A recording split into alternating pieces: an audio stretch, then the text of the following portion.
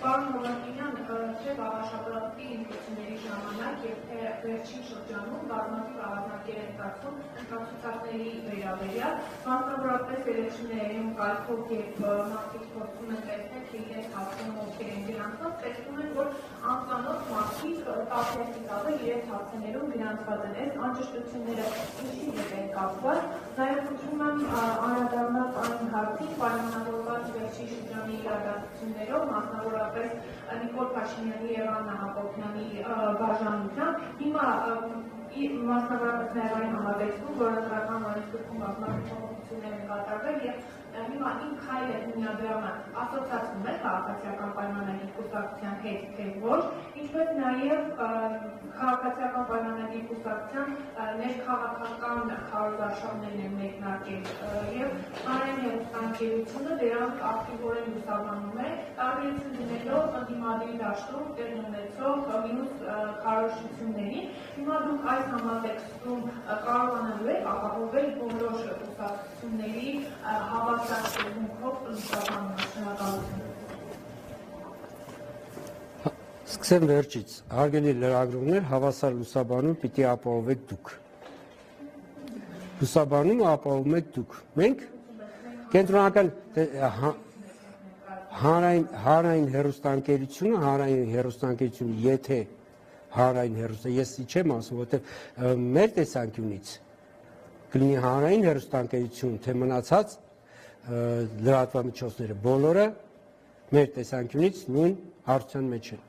Այսինքն այստեղ հանրային հեռուստաընկերությունը ունի օրենքով սահմանված պարտավորություններ, որպես պետական ֆինանսավորում ստացող հեռուստաընկերություն, որը պարտավոր է ապահովել։ Եվ եթե, այսպես ասենք, հանրային հեռուստաընկերությունը որևէ իր պարտականություն չկատարի, ինչպես գիտեք, ՌԱՀ-ը այս պարագայում ՌԱՀ-ը հետևում է այդ նաև ՌԱՀ-ը հրապարակել է արդեն իր մեթոդաբանությունը մոնիտորինգի, կարող եք վերցնել ծանոթանալ եւ ՌԱՀ-ը ապահովելու է դա։ Եվ այստեղ կոնկրետ հեռուստաընկերությունների կողմից իրենց պարտականությունների կատարման մոնիտորինգը իրականացնելու է ՌԱՀ-ը եւ ՌԱՀ-ը մեզ նաեւ տեղեկացնելու է այդ ընթացքի վերաբերյալ, այսինքն եթե խնդիրներ կան, եթե խնդիրներ չկան եւ այլն։ Այսինքն սա մեկ։ Մյուսը ասացիք, ես չհասկացա, թե վարչապետի եւ իր տիկնոջ ամուսնալուծությունը ինչու հարցը։ Տեսեք, երբ որ մենք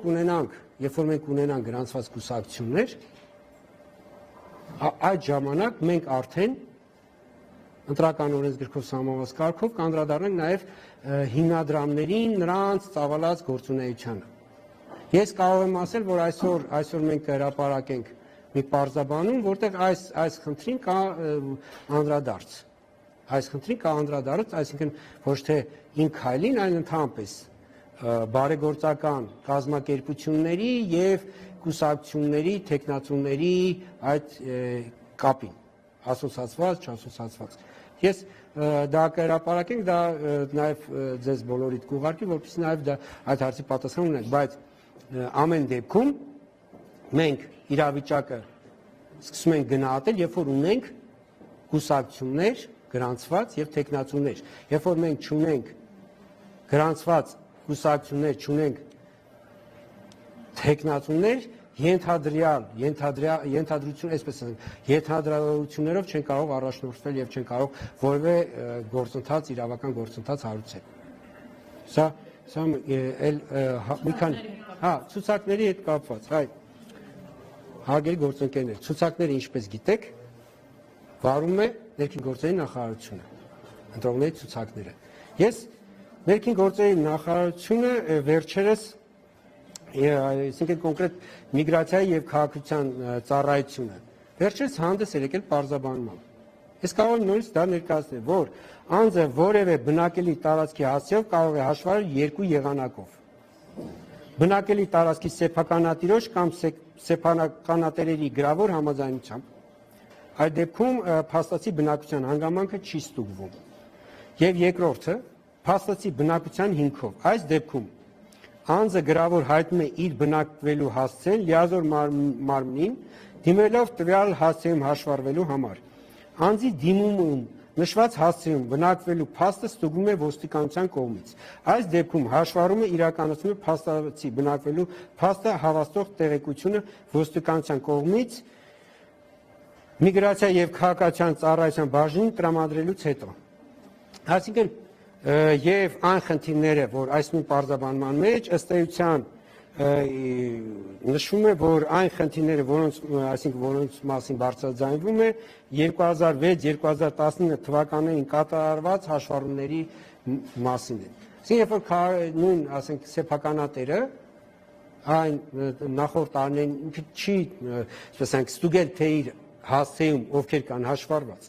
Եվ այսօր, երբ որ օրինակ ստուգում է, տեսնում է, Քավլիցի տեսնում է հանգիստ կարող է ինքը սեփականատերը բոլոր իրեն համար անցանկալի անձանց հեռացնել այդ հասցեի հաշվառումից, բայց սա կապ չունի ոչ ընտրությունների հետ, ոչ ընտրությունների որակի հետ, որովհետև մարդիկ հաշվառում են նաև, ասենք, որևէ բնական վարձով բնակվելու ժամանակ դիմում են լիազոր մարմնին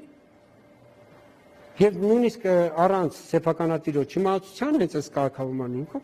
իրենք փաստացի հաշվառում են այդ հասցեում։ Հետո տեղափոխվում են այլ տեղ բնակվելու։ Երբ որ սեփականատերը չի ստուգում, ստացվում է անցնում է երկար ժամանակ, մեկ էլ երկար ժամանակ անցած ինքը նոր իմանում։ Կա այդ ընթացքում կա նույնիսկ սեփականության սեփականատերն էլ փոխվել տվյալ անշարժ գույքի, որովհետև մեր ներկայիս օրենսդրությամբ հաշվառումը, քանի որ գույքի նկատմամբ որևէ իրավունք չի ստեղծում,